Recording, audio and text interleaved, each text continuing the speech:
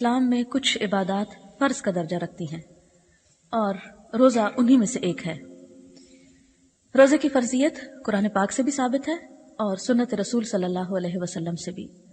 قرآن پاک کی وہ مشہور آیت آپ سب کو آتی بھی ہوگی، یا ایھا الذین آمنوا کتب علیکم الصیام کما کتب علی الذین من قبلکم لعلکم تتقون، اے لوگو جو ایمان لائے ہو، تم پر روزے فرض کیے گئے جیسا کہ ان لوگوں پر فرض کیے گئے تھے جو تم سے پہلے گزرے تاکہ تم بچ جاؤ۔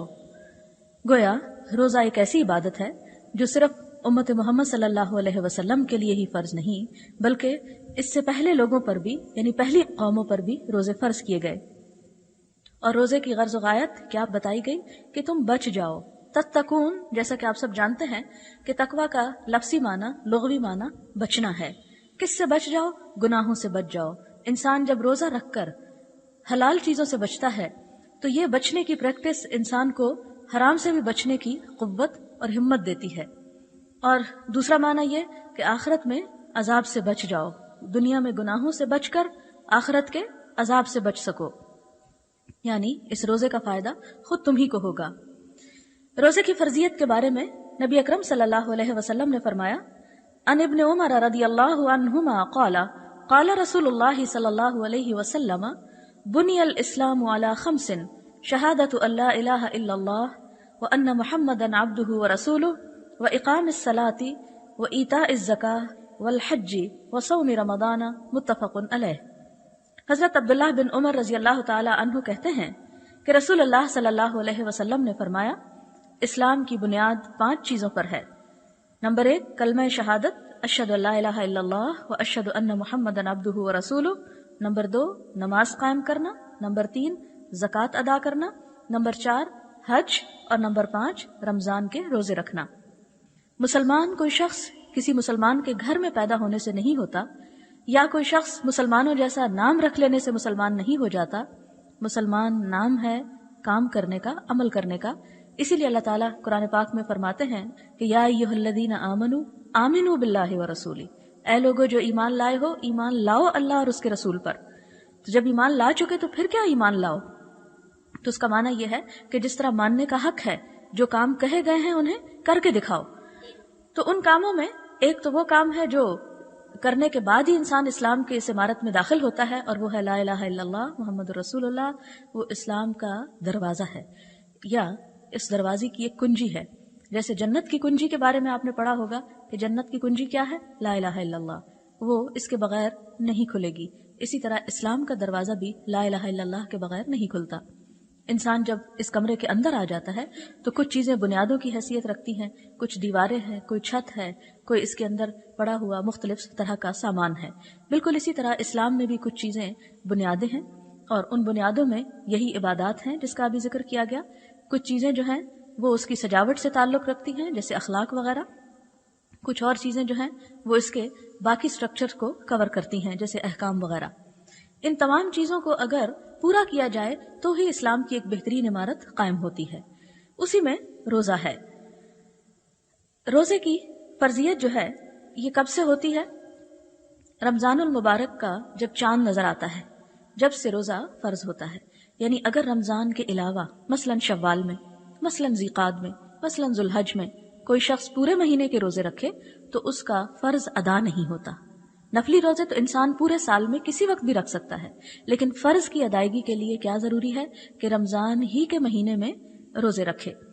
اس کے لیے حدیث میں آتا ہے، ان ابی ہریرہ رضی اللہ عنہ قال قال رسول اللہ صلی اللہ علیہ وسلم اذا دخل رمضان فتحت ابواب الجنہ وغلقت ابواب جہنم وسلسلت الشیاطین، متفق علیہ۔ اس مہینے کی فضیلت کیا ہے کہ جس میں روزے فرض کیے گئے؟ حضرت ابو ہریرہ سے روایت ہے کہ رسول اللہ صلی اللہ علیہ وسلم نے فرمایا، جب رمضان آتا ہے تو جنت کے دروازے کھول دیے جاتے ہیں، جہنم کے دروازے بند کر دیے جاتے ہیں، اور شیاطین قید کر دیے جاتے ہیں۔ اسے بخاری اور مسلم نے روایت کیا ہے۔ یعنی رمضان کے اندر روزہ رکھنے کی فضیلت اس لیے بھی ہے کہ رمضان کی اپنی ایک فضیلت ہے، جس طرح ذوالحج کی اپنی ایک فضیلت ہے کہ اس میں بھی انسان ایک عبادت کا بہت بڑا فریضہ ادا کرتا ہے، اسی طرح رمضان کی بھی۔ اور اس کی فضیلت میں کیا کچھ ہے کہ جنت کے دروازے کھول دیے جاتے ہیں۔ اس مہینے کی فضیلت اس بات سے بھی پتہ چلتی ہے کہ اس میں اگر عمرہ کیا جائے تو اس کا ثواب حج کے برابر ہوتا ہے۔ ان عطاء رحمہ اللہ قال سمعت ابن عباس رضی اللہ عنہما يحدثنا قال قال رسول اللہ صلی اللہ علیہ وسلم لامرأة من الانصار سماها ابن عباس رضی اللہ عنہما فنسیت اسمها ما منعك ان تحجي معنا قالت لم يكن لنا الا نادخان فحج ابو ولدها وابنها على نادح وترك لنا نادحا تندح عليه قال فاذا جاء رمضان فاعتمري فان عمرة فيه تعدل حجة رواہ مسلم۔ حضرت عطا رضی اللہ تعالیٰ عنہ کہتے ہیں کہ میں نے عبداللہ بن عباس سے سنا کہ نبی صلی اللہ علیہ وسلم نے انصار کی ایک عورت ام سنان سے فرمایا۔ عبداللہ بن عباس رضی اللہ تعالیٰ عنہ نے اس کا نام بھی لیا، لیکن یہ راوی کہتے ہیں میں بھول گیا، ان کا نام ام سنان تھا۔ تم ہمارے ساتھ حج پر کیوں نہیں چلتی؟ عورت نے عرض کیا ہمارے پاس صرف 2 اونٹ تھے، ایک پر میرا شوہر اور بیٹا دونوں حج کے لیے گئے ہیں، اب ایک اونٹ گھر میں ہے جس پر ہم پانی وغیرہ لاتے ہیں۔ تو نبی صلی اللہ علیہ وسلم نے فرمایا اچھا جب رمضان آئے تو عمرہ کر لینا، اس کا ثواب بھی حج کے برابر ہے۔ اگلی حدیث ہے روزہ قیامت کے دن روزے دار کی سفارش کرے گا۔ ان عبداللہ بن عمرو رضی اللہ عنہ ان رسول اللہ صلی اللہ علیہ وسلم قال الصيام والقرآن يشفعان للعبد يوم القيامة يقول الصيام أي ربي منعته الطعام والشهوة فشفعني فيه ويقول القرآن منعته النوم بالليل فشفعني فيه قال فيشفعان رواہ احمد والطبرانی۔ حضرت عبداللہ بن عمرو سے روایت ہے کہ رسول اللہ صلی اللہ علیہ وسلم نے فرمایا روزہ اور قرآن قیامت کے دن بندے کے لیے سفارش کریں گے۔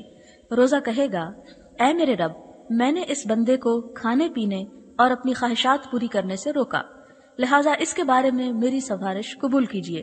قرآن کہے گا اے میرے رب میں نے اس بندے کو رات قیام کے لیے سونے سے روکے رکھا، جیسے آپ لوگ یہاں قیام کے لیے آتے ہیں تو قرآن کہے گا کہ میں نے اسے کھڑے رکھا اور سونے سے روکا، لہٰذا اس کے بارے میں میری سفارش قبول فرما، چنانچہ دونوں کی سفارش قبول کی جائے گی۔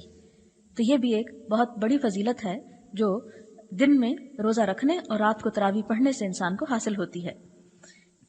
قال رسول اللہ صلی اللہ علیہ وسلم کل عمل ابن آدم یضاعف الحسنة بعشر امثالها الى 700 ضعف قال اللہ تعالی الا الصوم فانه لی وانا اجزی به يدع شهوته وطعامه من اجلی للصائم فرحتان فرحة عند فطره وفرحة عند لقاء ربه ولخلوف فم الصائم اطيب عند الله من ريح المسك والصيام جنة فإذا كان يوم صوم أحدكم فلا يرفث ولا يسخب فإن سابه أحد أو قاتله فليقل إن امرؤ صائم متفق علیہ۔ حضرت ابو ہریرہ رضی اللہ تعالیٰ عنہ کہتے ہیں کہ رسول اللہ صلی اللہ علیہ وسلم نے فرمایا آدمی کے ہر نیک عمل کا ثواب 10 گنا سے لے کر 700 گنا تک نیت اور خلوص کے مطابق بڑھتا رہتا ہے یا بڑھا دیا جاتا ہے، لیکن روزے کے ثواب کے بارے میں اللہ تعالیٰ فرماتے ہیں کہ یہ میرے لیے ہے اور میں ہی اس کی جزا دوں گا، یعنی بتایا ہی نہیں۔ اور آپ دیکھیں کہ اللہ تعالیٰ کی ذات کتنی بلند ہے، کتنی عظیم الشان ہے، کتنی بادشاہ ہے کہ جب وہ دینے پہ آئے تو اس کے خزانے تو کبھی کم نہیں ہوتے۔ تو گویا اس نے روزے کے ثواب کو ان گنت بتایا کہ ایک بندہ جسے کاؤنٹ بھی نہیں کر سکتا۔ اور یہ کیوں؟ اس لیے کہ روزہ ایک ایسی عبادت ہے جس کا تعلق صرف رب اور بندے سے ہوتا ہے، تیسرا بیچ میں کوئی بھی نہیں بتا سکتا کہ کوئی شخص روزے سے ہے یا نہیں۔ مثلا ایک شخص نے بظاہر لوگوں کے سامنے روزہ رکھا ہوا ہے، لیکن چھپ کر کوئی ایسا کام کر لیتا ہے کہ جس سے روزہ ساقط ہو جائے تو کوئی بھی اسے کوئی سزا نہیں دے سکتا۔ اسی طرح اگر ایک شخص انتہائی تکلیف، پیاس، بھوک کے ہوتے ہوئے بھی کچھ نہیں کھاتا جبکہ اسے کوئی دیکھ نہیں رہا، صرف وہ اپنے رب سے ڈرتا ہے، تو دراصل یہ ایک ایسی عبادت ہے جو ہر طرح کی ریاکاری سے پاک ہو جاتی۔ آپ نماز پڑھتے ہیں تو کوئی آپ کو دیکھ لیتا ہے، اسی طرح آپ حج پہ جائیں تو سب کو پتہ چل جاتا ہے، آپ کسی کو زکوٰۃ دیں تو جس کو آپ دیں گے اسے پتہ چل جائے گا۔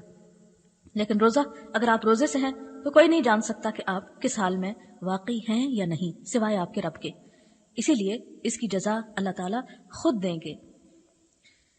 روزہ دار اپنی ساری خواہشات اور کھانا پینا صرف میری خاطر چھوڑتا ہے۔ روزہ دار کو 2 خوشیاں حاصل ہوتی ہیں، ایک خوشی افطار کے وقت، خاص انتظار ہوتا ہے نا اچھا کتنے منٹ باقی، اور دوسری خوشی اپنے رب سے ملاقات کے وقت۔ اور یہ اس سے بھی بڑی خوشی ہوگی.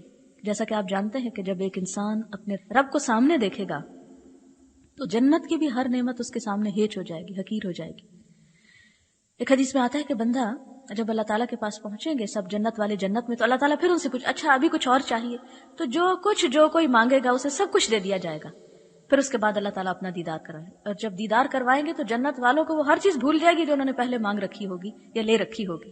حالانکہ جنت خود کیا چیز ہے جس کے بارے میں آتا ہے کہ کسی آنکھ نے دیکھی ہی نہیں وہ جگہ، کسی کان نے اس کے بارے میں سنا ہی نہیں، اور کوئی دماغ اس کا سوچ بھی نہیں سکتا، یعنی کسی کے تخیل میں بھی نہیں گزر سکتا. اتنا حسن ہے اس میں. تو پھر اس کے مقابلے میں رب کا حسن. اس وقت جو انسان کو خوشی ہوگی. اور پھر آپ دیکھیں کہ یہ تو دیدار کی خوشی ہے، یہاں ملاقات کی خوشی بھی ہے. آپ کو پتا ہے کہ ہر شخص اپنے رب سے ملاقات کرنے والا ہے، جیسے قرآن پاک میں آتا ہے یا ایھا الانسان انک کادح الی ربک کدحا فملاقیہ، کہ اے انسان تو کشا کشا اپنے رب کی طرف چلتا جا رہا ہے، پھر اس سے ملاقات کرنے والا ہے. تو وہ حشر کا میدان جس میں سب سے پہلے انسان رب کے سامنے جا کھڑا ہوگا، تو روزہ دار اس وقت خوش کر دیا جائے گا، اسے گھبراہٹ اور خوف نہیں ہوگا، وہ پورے اطمینان کے ساتھ اپنے رب سے ملاقات کرے گا.